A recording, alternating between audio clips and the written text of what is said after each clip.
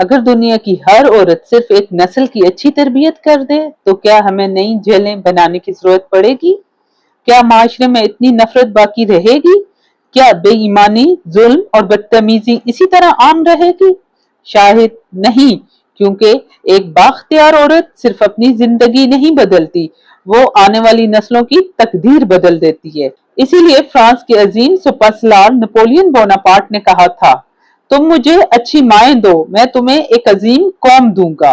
ذرا سوچئے، ایک ماں کی گود میں صرف ایک بچہ نہیں پلتا، وہیں ایک ڈاکٹر، ایک استاد، ایک ایماندار افسر، ایک بہادر سپاہی اور ایک عظیم قوم کا مستقبل پروان چڑھتا ہے۔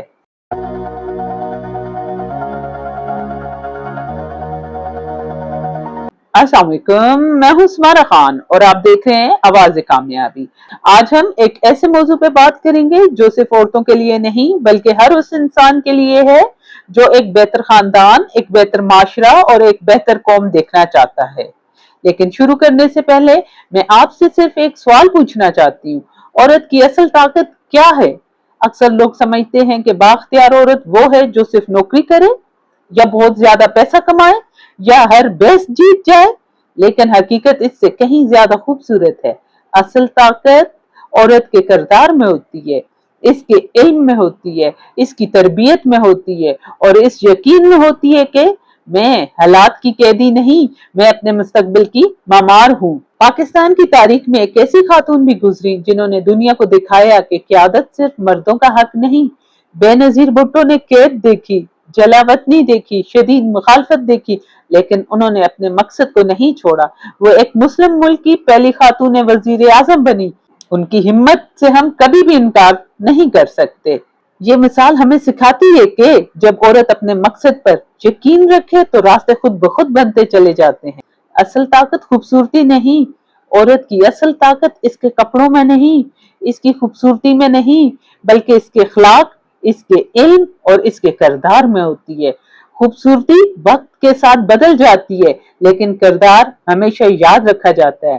آج سے تقریباً 1000 سال پہلے جب عورتوں کے لیے تعلیم کے مواقع بہت کم تھے، تب ایک مسلم خاتون مریم استرلابی نے فلکیات کے پیچیدہ آلات بنانے میں مہارت حاصل کی۔ انہوں نے دنیا کو بتایا کہ ذہانت نہ مرد کی جاگیر ہے اور نہ عورت کی، علم صرف اس کا ہو جو اسے حاصل کرنے کی ہمت رکھتا ہو۔ بااختیار عورت کی 5 عادتیں ہوتی ہیں۔ وہ سیکھنا کبھی نہیں چھوڑتی، وہ اپنی عزت نفس پر سمجھوتا نہیں کرتی، وہ دوسروں سے حسد نہیں کرتی بلکہ ان سے سیکھتی ہے، وہ مشکل فیصلے لینے سے نہیں گھبراتی، وہ اپنے گھر اور اپنے آنے والی نسلوں کے لیے بہترین مثال بنتی۔ جب طوفان آتا ہے نا، چھوٹے پرندے چھپ جاتے ہیں لیکن عقاب اپنے پر پھیلاتا ہے اور اسی طوفان کی ہوا کو استعمال کر کے پہلے سے زیادہ اونچا اڑ جاتا ہے۔ اسی طرح مشکلات مضبوط عورت کو روکنے کے لیے نہیں آتی بلکہ اسے پہلے سے زیادہ مضبوط بنانے آتی ہیں۔ آج اگر آپ ایک گھریلو خاتون ہیں تو کبھی یہ مت سوچئے کہ آپ صرف گھر سنبھال رہی ہیں، آپ ایک پوری نسل تیار کر رہی ہیں۔ اگر آپ ایک ٹیچر ہیں تو آپ مستقبل لکھ رہی ہیں۔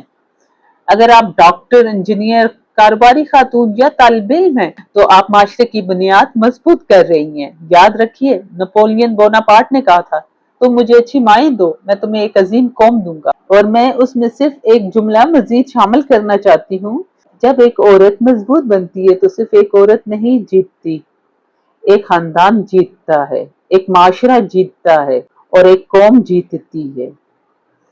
آج خود سے وعدہ کریں، میں اپنی عزت کی حفاظت کروں گی، میں علم حاصل کروں گی، میں اپنے بچوں کی بہترین تربیت کروں گی، میں دوسروں کو نیچا دکھانے کے بجائے انہیں اوپر اٹھانے کی کوشش کروں گی، اور میں اپنے کردار سے ثابت کروں گی کہ بااختیار عورت وہ نہیں جو دوسروں پر حکومت کرے، بااختیار عورت وہ ہے جو اپنے خوف، اپنی کمزوری اور اپنے حالات پر حکومت کرنا سیکھ لے۔